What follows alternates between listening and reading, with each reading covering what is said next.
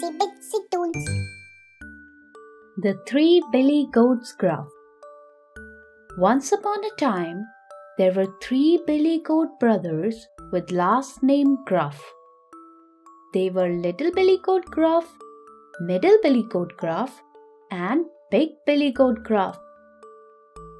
They lived in a lush green meadow near a hill with a stream flowing between the two. Initially, the meadow was full of green grass.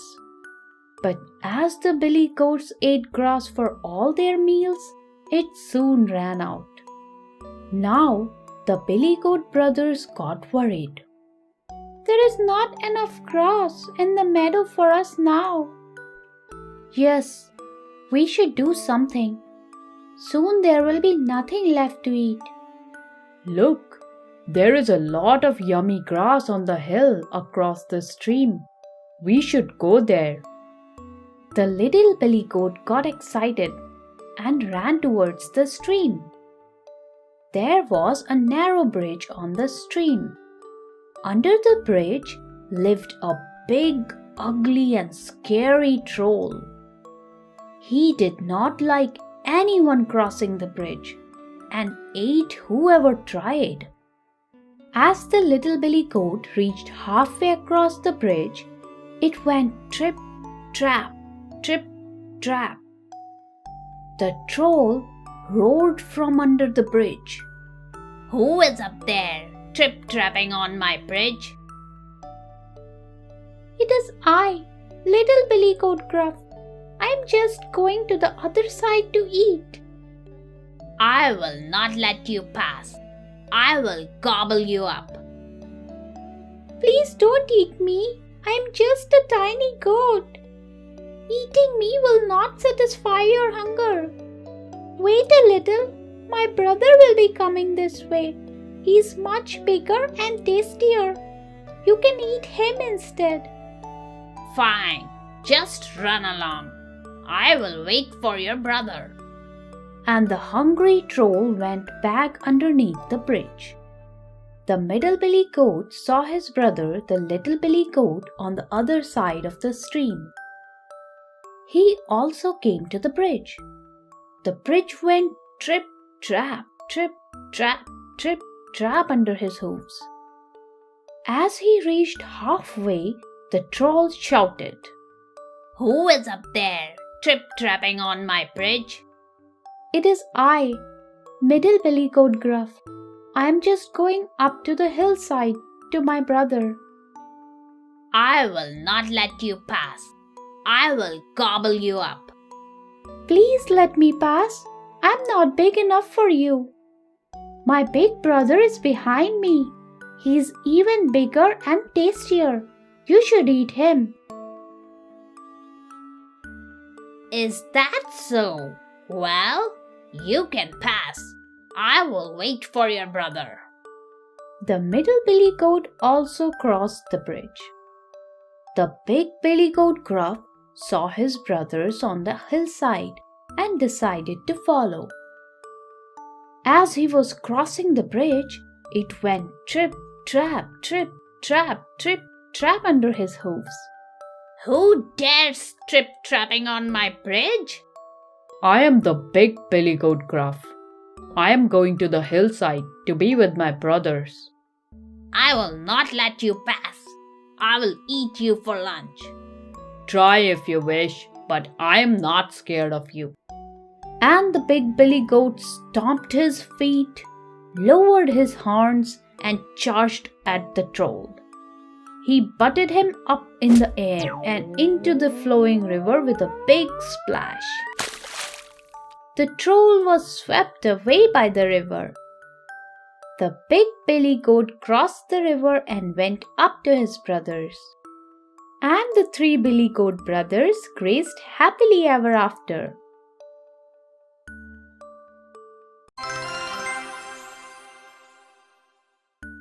The Proud Rose. One beautiful spring day, a red rose blossomed in a garden. Everybody in the garden admired its beauty and fragrance. Wow! What a beautiful flower! I wish I was this good looking. The rose felt very proud of its beauty and said, I think I am the most beautiful flower in this garden. Everybody is admiring only me. A sunflower planted nearby remarked, How can you say that? All the plants in this garden are beautiful in their own way. I don't think you even understand what beauty is. For example, look at this cactus here. No one can call it beautiful. It's so ugly and full of thorns. You should not say such things about the cactus. You have so many thorns yourself. How can you even compare me with him? There is huge difference between my thorns and those of the cactus. If I could move, I would have moved far away from such an ugly-looking plant already. One should not be so proud of good looks. As the days passed, the red rose frequently insulted the gentle cactus. I don't even want to look in this direction. Why can't someone remove him from this place? But the good-natured cactus never got upset with the rose. After some time, the spring passed and the weather became hot. It did not rain for a long time, and life became difficult in the garden. The rose also started to wilt. One day, the rose noticed that a small bird came and sat on the cactus. The bird made a hole in the cactus with its beak and stuck its beak inside. What's the bird doing?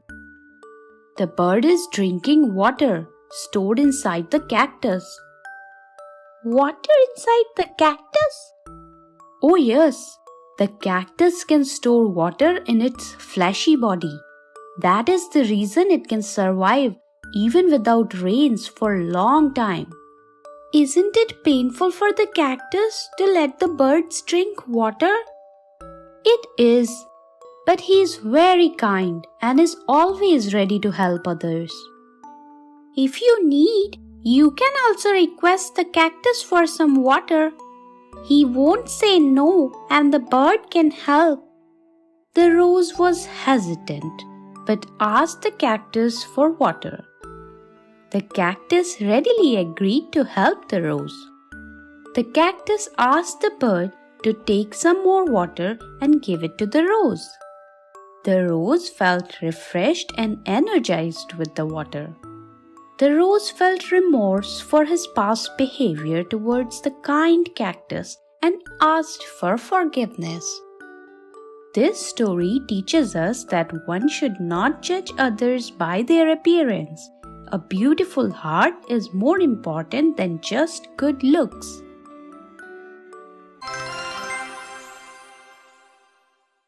The Lion and the Mouse.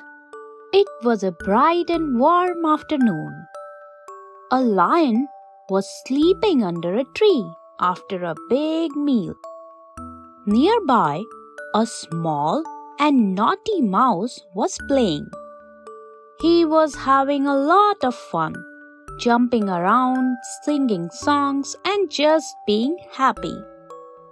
He was so busy in running around while playing that he did not see where he was. He bumped right into the lion's nose with great force. The lion opened his big eyes immediately, and before the mouse could run away, the lion caught the mouse in his strong paws. You tiny mouse, how dare you wake me? You have made me very angry. I will kill you now. The mouse was terrified but gathered all his courage and said, I'm very sorry, sir. I did not mean to disturb your sleep. Please forgive me. Why should I forgive you? You will pay for what you did. Please, sir. It was my mistake and I apologize to you. If you spare my life today, I will definitely repay you somehow. The lion was amused by this. You are such a small creature. What can you ever do for me? But you are lucky that I have had a good meal. Also, I find your words entertaining. So I'll let you go, but be careful in the future. And the lion spared the mouse that day. The mouse thanked the lion and ran away quickly.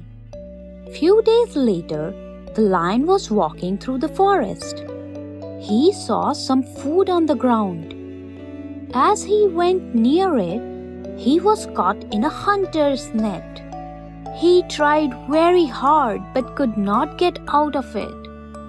The forest was filled with his angry roars. The mouse also heard them and recognized the lion's voice. He followed the sounds to reach the struggling lion. I knew it was you, sir. Do you remember me? Oh, yes, I do. You are the talkative mouse who disturbed my sleep. Yes. Do not worry at all, sir. I promised to repay you that day. I will get you out of this net in no time. The mouse started cutting through the net with his sharp teeth. In only a few minutes, he made a big enough hole for the lion to pass through. The lion was free from the net. The lion and the mouse became friends that day. Moral of the story is that kindness is always rewarded.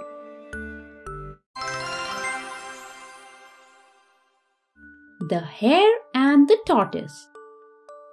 Once upon a time, a wise tortoise lived in a small pond. Nearby, in a small burrow, lived a hare. The hare and the tortoise were friends and spent a lot of time together. The hare was very fast and was proud of his speed. He often teased Tortoise for being slow. "Don't you get bored walking so slowly? I would have reached home already." You always make fun of me. You are faster, but I bet I can still beat you in a race. "That's impossible, but I will accept your challenge. Let's have a race. If you win, I will never ever tease you again." Done. Let's do it. The day and the route for the race were decided, and all the animals got the news. On the race day, a crowd gathered to watch them compete. The tortoise and the hare both were ready. As soon as the start signal was given, the hare ran as fast as he could. On the other hand, the tortoise started at his usual slow pace. After reaching very far, the hare looked back to see if the tortoise was behind him.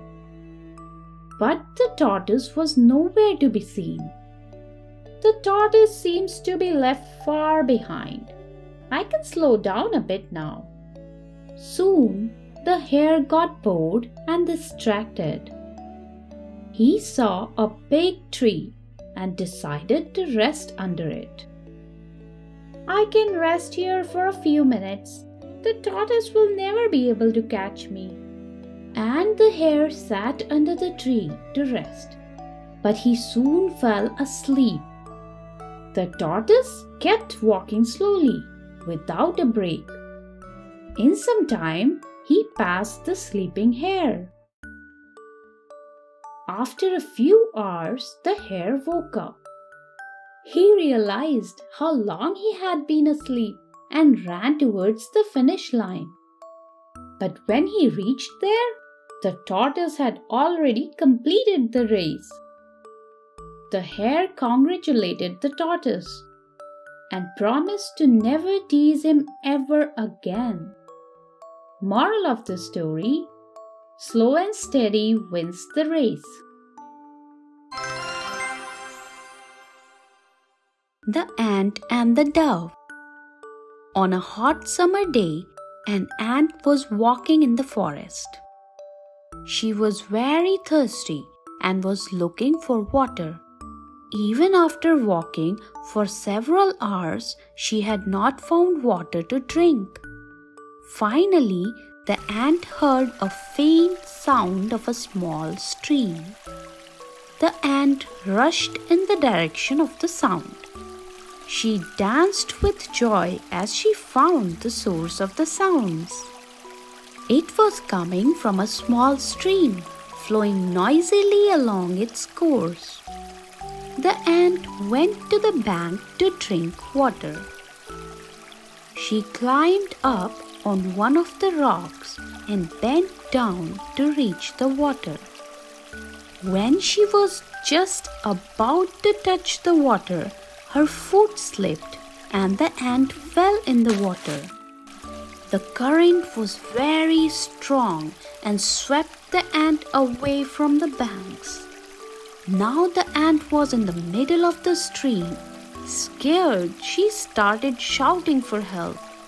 "Help me, I'm drowning. Can someone hear me? Please help." Near the stream on a tree lived a dove. She was gentle and kind. She heard the ants cry for help and looked around. The dove spotted the ant in the stream. "Oh, there is an ant in the river. She can't keep swimming for long and will certainly drown in some time. I must help her to get to safety." The dove quickly plucked a nearby leaf and threw it in the stream.